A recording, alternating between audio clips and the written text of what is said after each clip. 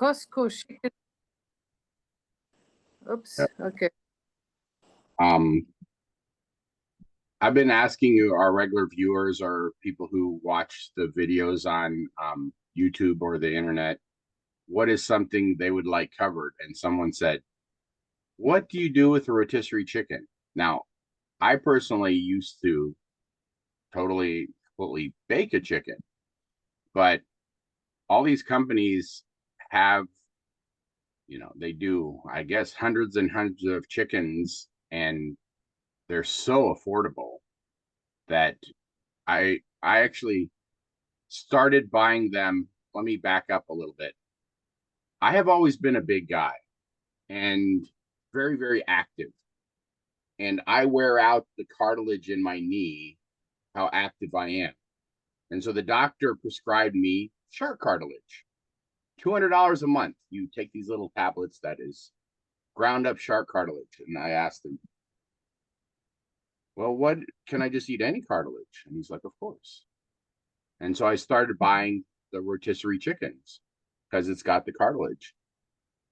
It took me a little while to like get into eating it, but I would tear the chicken down, take the cartilage, put it in a jar, and I'd have for $5-6 the cartilage I needed for the month to be an active, non-knee hurting person. And of course, I have all the extra stuff from the chicken, so I had to start practicing what I would do with it all. So today I will cover some of the common things I do. The first thing, of course, is getting the chicken. Now, to be prepared for this, I actually bought this yesterday, and it's been in these chickens have been in the fridge. It is much better to get the chicken, and while it's still warm, take it apart. It's so much easier, so much better. And I used to practice with it with knives and all that stuff, and found out, especially if you're just doing it for yourself, but even if you're doing it for other people, you can just get some gloves, just get your hands right into it. And if you let it cool down just a little bit when you buy it, so it's not too hot to touch, it pulls apart so easily. It will be a little hard now because, again, it is cold, so it's harder to deal with it. If you see here, some of the ones I already did, and I actually saved the bones, and so I will save. Do not throw any of it away. It's got all the flavor, good stuff in it. Of course, well, I take that back. See this little plastic rubber band? Throw that away. That. So the first things I do is I just take the wings off and the drums. You can see this super cooked comes apart really easily. And I actually, if I want to, you can just strip the bones out. Right? That's all the bones. But save, all these. And actually right now, and so like here is meat, but here is the end cartilage. You can feel it. It's kind of a little hard, and that I'll set aside and put in a jar for my medicine. That's for me particularly.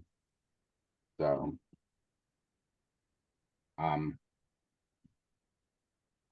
I go through about one of these chickens a month, but unless I get really, really hungry.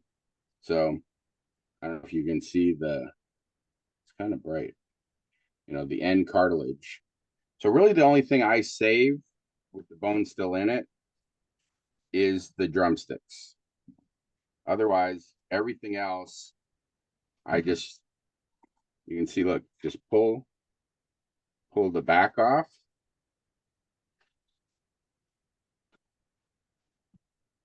And that's almost, there's almost all the breast is right there. You just get, and nowadays, now it, again, this is a lot easier to do. Oh, that still got some meat on it. Now, the nice thing is you don't have to get all the meat off, because when you cook the bones, the little bits and stuff gets part of the soup in the first. But yeah, see, this is so much harder. Like, if this was still warm, it literally just pulls off. So skin and all. There's a giant piece of cartilage right here. Look, that right, take all the meat off of it. You can see that's my medicine right there. So, But do you realize cooking your medicine or not, it has the same effect? true. You can, so if you miss some of this cartilage, like here, it's really might be that right there is a piece of cartilage. I don't have to be so picky. When I boil it, it becomes thickener in the soup, And right? that it's much better to metabolize that way than eating it Yeah. pure, Yeah. because it does not get split up in your stomach the right way. So between all the ribs, there's cartilage, and that, when I cook that down, it separates. And when I cook it down in a pressure cooker or a slow cooker, I put a little bit of vinegar, because that helps it break down even more. So now I called it a rotisserie roundup. I'll try to share the complete spreadsheet, but I went and bought a rotisserie chicken from every one of the places in my area. And I want to say it was like 7 different companies, and weighed them before, weighed them whole, just weighed the whole chicken, and then did like this, stripped it down and removed the bones, and weighed it afterwards. And in the end, it didn't matter how much the chicken cost. $5.99, $10.99, $7.99. It was all 21 or 22 cents an ounce for the meat. It was very interesting. So if you go into one place and you're like, this place has a much better deal on the chicken, in my case, in my area, it didn't matter how much you were paying for the chicken. Where did you buy it? Because I did my study too in that direction. Costco has the most most meat for the penny. So I did Walmart, Sam's Club, Costco, Kroger, Schnucks. I have a local food co-op, and I actually bought one from a restaurant that they do it. And all of them, once you stripped out the bones, it was very interesting how much Sam's Club and Walmart's chickens were like the biggest seeming, but then once you took the bones out, they had really, really big bones. It was like these gangly, yeah. And so, like, so here I could spend the time to like pull off all this little bit of meat. And when it was warm, it's a lot easier to take apart. You want to make sure that there's no little teeny bones. But I could just toss this whole thing, in the soup. So I'm putting it in a bag up here. Because then once it cooks, the little bits come out and get part of the soup. So, and Now, if you want to, sometimes I'm really picky and I will actually separate the white from the dark and just put them in, plastic bags in the fridge, like freezer bags, because, white and dark I use for different things. Like white tends to have no flavor. So if you're using it for a salad or something you want to do your own flavor, like this right here, I grew up really poor and I used to always love to nibble all the bits off here. But nowadays I'm rich. So I just put this in the soup and then the bits come out when I cook it. So, but yeah, definitely the nice thing about doing this by hand is you can get all these little teeny, like, look at this. This right here, right by feel, there's this teeny little rib bone, which is held together. See how flexible that is with a piece of cartilage. And so, save that. Now, this particular one didn't have much of the juices afterwards. See, like the liquid on the bottom, but that part is just the real good stuff. And unfortunately, I either messed up or it was already broke. That was the wishbone, and it's broken half. I saved the wishbones, and I let them dry. I hang them up, and I let them dry. And they are for when you have an argument. If neither you guys can agree, but you want to keep fighting on something, you take one of those wishbones out. I I give it to people when they first get married. I give them like 10 of them with a note that says, "Hey, if you can't agree on something, just this is agree to disagree, basically. Um, you pull it, and whoever gets the biggest part of the wishbone, they're the one that's right, and you're done arguing." Have you ever compared the wishbones? Because that is where the carcass is on, and that's how much bone or gelatin you get, because that is your whole growth pattern on that wishbone. Because the way how they grew them and who raised them, I think is a big deal, and who watered them down before they put Yeah. them on the grill. So like our neighborhood food co-op, they get their chickens from the Amish. And so it was in my rotisserie roundup, it was the most expensive. It was but again at the end, it was exact same price per ounce with meat. So it was the biggest um it was the biggest one at the same time. I don't like to waste any of the, so a lot of times I'll rinse out the little juicy bits, because that's in this case it didn't have very much. The, what do they call that? The chicken jello. Yeah, that is what you try to eat in your bones. Yep. And that is exactly what's the valuable stuff. Yep. So you can see in the case of the cartilage I pulled out, it wasn't very much. But again, and then so and here's, so this particular chicken has very small bones. That's all the bones.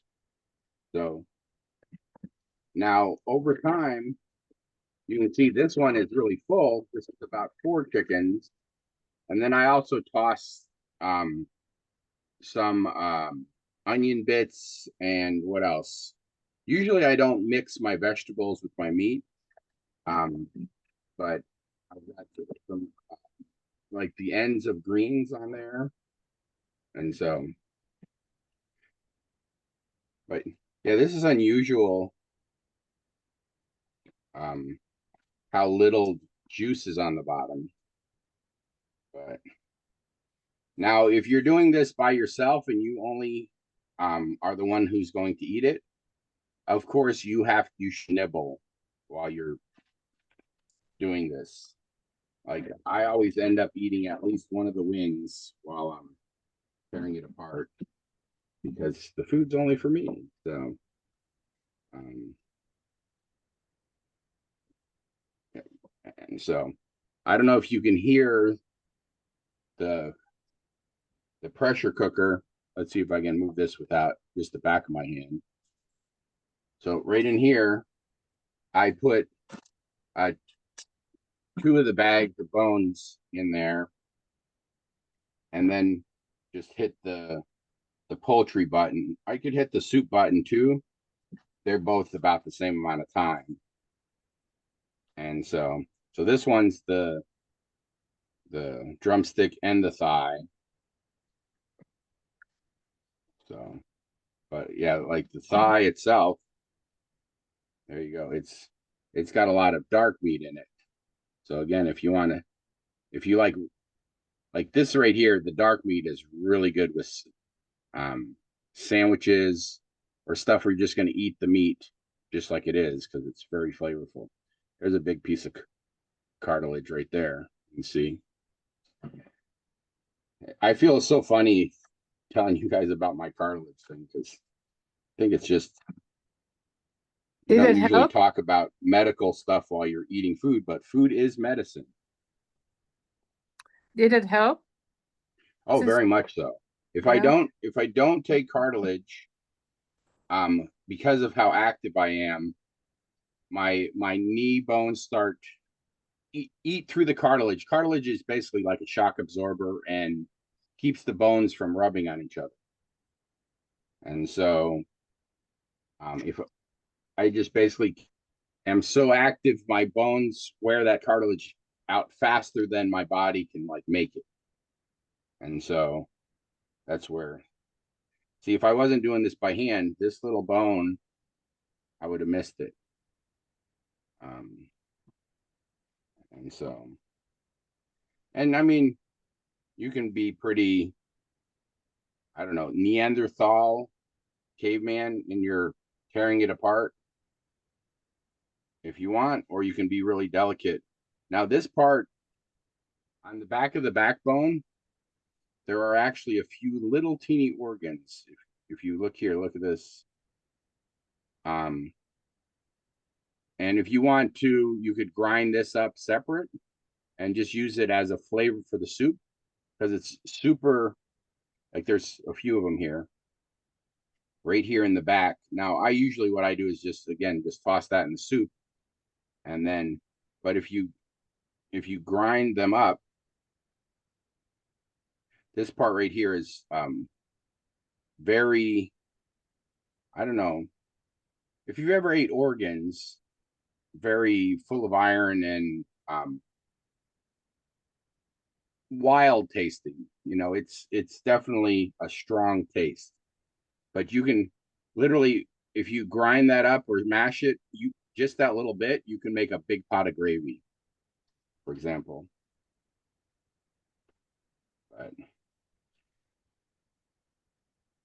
But yeah, some of these, it's like absolutely crazy how big the breasts are. But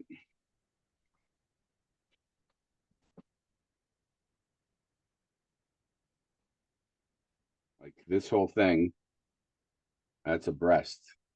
It's like, let me double check that there's no bones in it. Yep, there's one little bone right there. Look at that. Little rib bone escaped.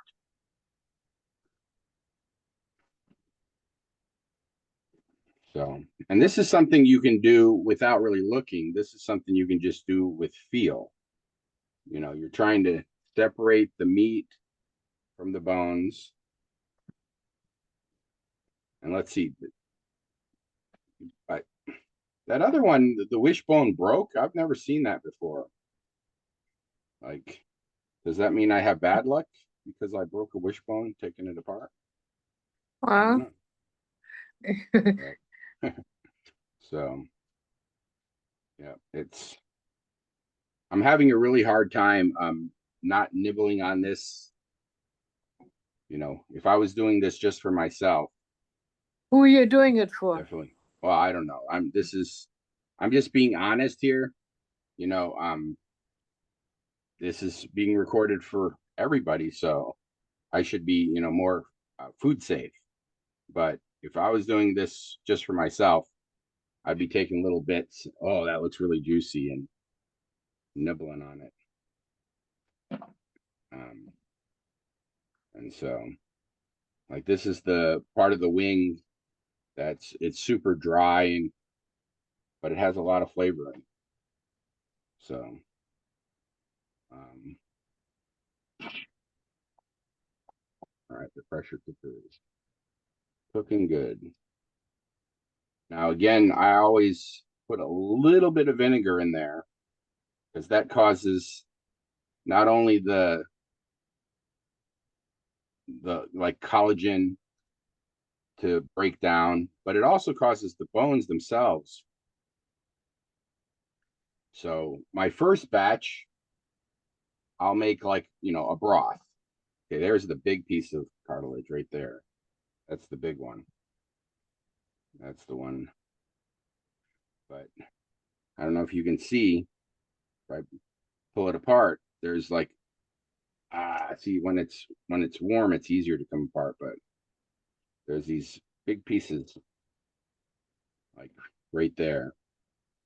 So um so my first thing I always do is, I take the bones and I separate. I usually keep it um put two chicken in one bag, and that's like perfectly fits in my small pressure cooker. And then my first thing I'll do is just a little bit of vinegar in there and nothing else usually, and just cook it down, and then I strain it for broth. And so you're basically, you know, you get quarts and quarts of nice, beautiful, fresh broth.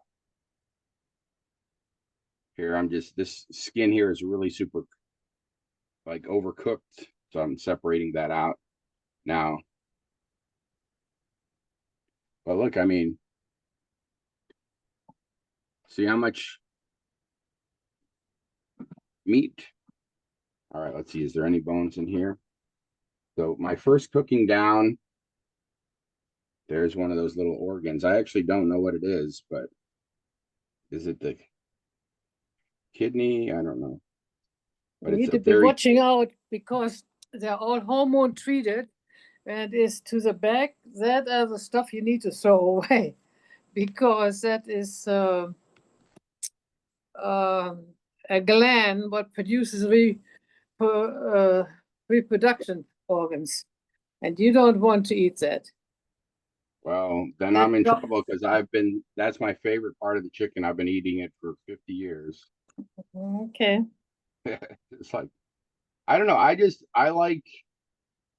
I've always been kind of strange in that I like strong tasting food. And so that little you know, it tastes wild, it has a chewy texture. Um so that's your whole thing. Oh, here, I only keep the drumsticks usually.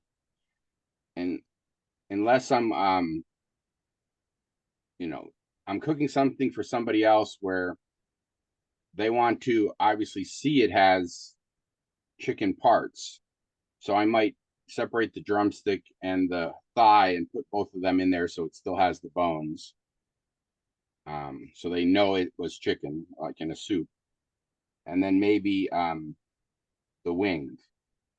And so, like any of the white meat, if you take all the flavor off of it, all the color, the skin, any of the juicy bits, the fat, that's where you can, you know, I mean, everybody knows pretty much you can buy chicken breast and make anything because it has like no flavor, um, or minimal flavor compared to the rest. And so that can be utilized for absolutely anything versus like, you know, the really darker meat. It has, you can use that as flavor because you don't have to add much flavor to it. So that can be in a soup, a stir fry, a frittata, just about anything. And so this is where you might separate out the white meat and put in one bag and the other stuff in another bag.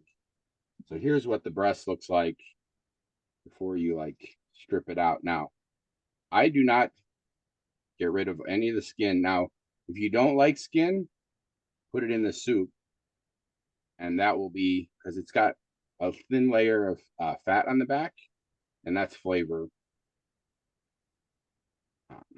So yeah, I mean, your actual soup is or broth is super flavorful.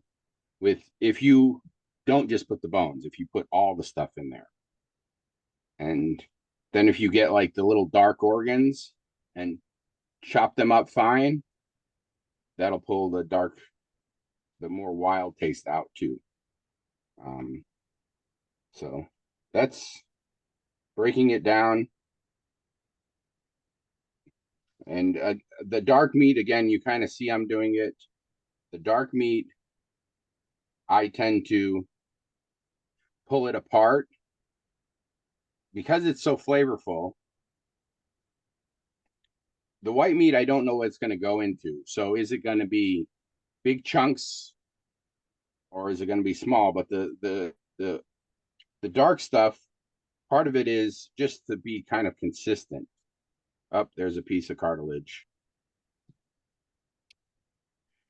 Now, me, I don't care because I need to eat it, but other people, they don't want to have all of a sudden a chewy bit. So yeah, you try to make it pretty much the same size. And that's I don't know, that's mainly a people preference. So this is a thigh, but you can see even this thigh is not very much dark meat. It's just a little bit. It's mostly white meat actually. But so so you can see it pulls apart really easy. So this is just like pulled chicken. All right. Now, one of the advantages of wearing gloves, you don't end up with hands that you have to have. The nice thing about gloves is you can just like take them off and it's like you instantly wash your hands. All right. So our broth is done. Now, I'm lazy, so I usually just let it's finished cooking, but it's still under pressure. So you can see. So I usually let it do what's called natural release. You just let it sit there, and natural release usually takes longer than actual cooking. But here, let's see. So you can I'll open it up so you can see the broth. Let's see. And again, all this was the chicken bones and just a little bit of vinegar. The first cooking, you don't have to put vinegar in it. So this one I need to put back in the freezer. This is, from past ones. And then this one I'll save for the next time I'm cooking. And this was what's in here. In this case, I had bought a chicken separately. And so this was two different ones. What is something you'd like to cook with chicken? The nice thing is now that it's cooked, you can make / add it to anything. Now, if you don't eat fast enough. You know, the rule for food safety is cooked food has to be um, utilized within a week. So if you can't eat all this chicken, divide it up into quart bags, gallon bags, and put it in the freezer. So,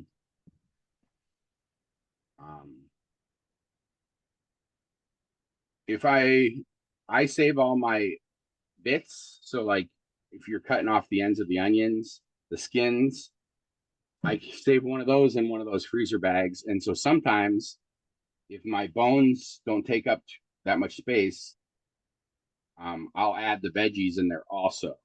But usually I do veggie broth and chicken broth or any other bone broth separate. So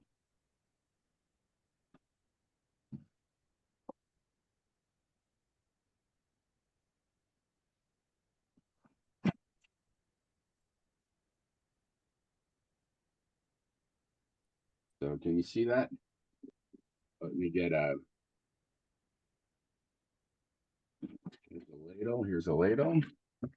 So all that was, so you can see that's your beautiful bone broth. All that was 2 chickens.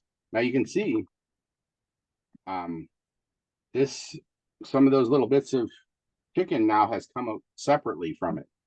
So you have 2 options for this. The simplest one, of course, is you just get a strainer, and you just pour the broth through it to separate the bones from the broth, and then you can then pick through and save. You can get sometimes as much as another cup of meat from it. So like, it's just like another cup of meat from these bones. And then, of course, I saved a little cartilage off of it. Now it's cooked and easier to pop off the end of the bones. Now, I'm not done with those bones. I then take those bones and I crack them either 2 ways.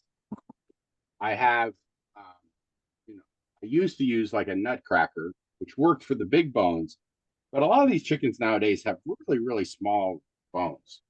Now that it's cooked, it's slightly, I guess tender isn't the right word for a bone, but let's find one. So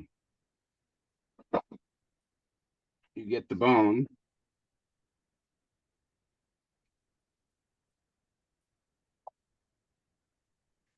and right now it's too hot, but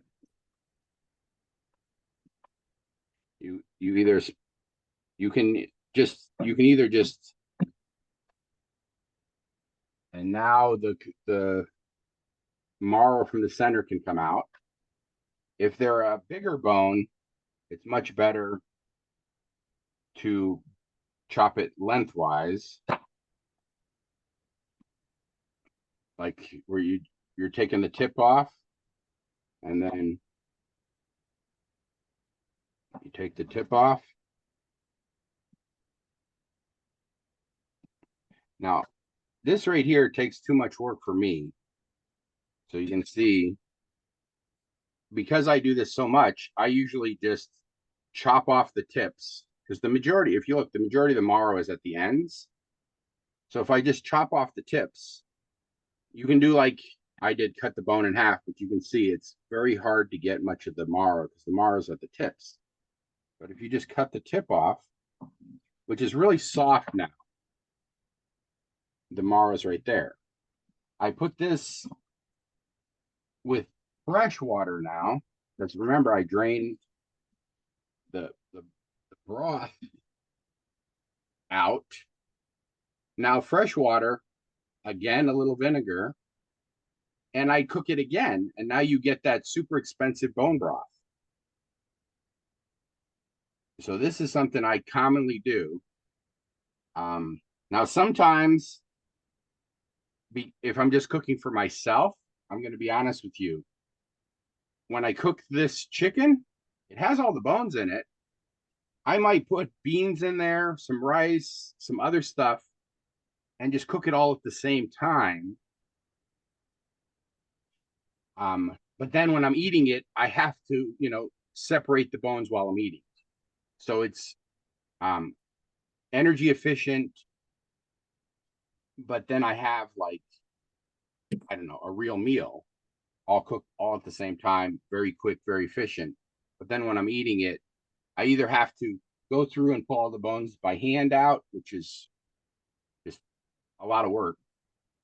What I do is I just ladle it out, and when I'm eating, I take the bones out.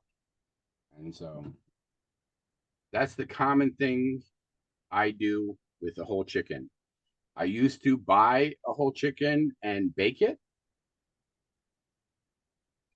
Rotisserie is so much more flavorful. It's like that high heat, it holds all the temperature in. And I think it's, what do they call it? A cost leader, or I think the businesses use the chicken to make you come in there and to buy other stuff, right? They make it really cheap. And so even though I can usually buy rotisserie chickens for cheaper than I could cook one. Now, if I'm cooking 10, it's a different story. But if I'm just cooking one or two, it's much more affordable and easy to just buy. Costs that much as a hamburger. But what was that? It costs that much as a hamburger. Yeah. One chicken, is much the same as a hamburger. So you get and much more meals out of it. I mean, that's this rate. I can barely pick it up. That's like, I actually don't know. That's probably 6 pounds of meat. Or I'm just very, very tired. So, any questions? That was just, the thing I always do. Then there's, absolute tons and tons of other things that you can do, but that's what I do. I break down the chicken. I divide it up if I for sure I'm going to do something with the white meat versus the dark meat. Otherwise, I just put it all together. Now, a lot of times I know what I'm going to do with the white meat, which is usually make some kind of salad. I'll chop it up like bite size, and I put it in like a glass container, and then I will, chop up some cucumbers or whatever and drizzle it with olive oil. That's very common what I do. And then a little bit of um, balsamic vinegar reduction. It's I don't know, a concentrated balsamic vinegar. I love that for sprinkling over salads. So that's about it. It's I have a lot of food. And now that we're not doing the show, I can start nibbling. So I hope that helps. The hard part for many people, I think, is we're so used to just buying like the chicken parts, like chicken breast, or that we don't really want to know what's like in the chicken, right? And so I grew up vegetarian, so that was probably the hardest part for me was just really delving in and getting my hands dirty, as they say, of all the parts and that, um, like we were talking about the organs, how, and notice I threw nothing away. At the end, the bones, once they're chopped up, you extract the marrow out of it for the bone broth. You got like this much left over compared to like the two handfuls and you also get like about a cup of, let's see if I can grab one, bone with meat on it. But I don't know. This one, you can see this one has the cartilage still on it and the skin. And so I popped that off for my medicine. But you don't have to save the cartilage for medicine, but you can save it as a soup thickener. So that's where you cook it and it's kind of soft. Some of the cartilage, the majority of the cartilage disappears in the second cooking. And so your bone broth, when it cools, actually almost becomes a jello.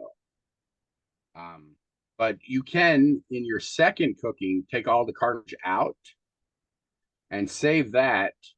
And usually I chop it up fine and save that. And that's, yeah, a soup thickener jello. I mean, it is, it doesn't really have any taste, but so anyway, thank you so much for listening.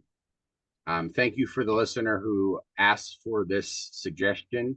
If you have a suggestion, think of something that could challenge me to make. Like I have ADHD and I get bored cooking of stuff regularly.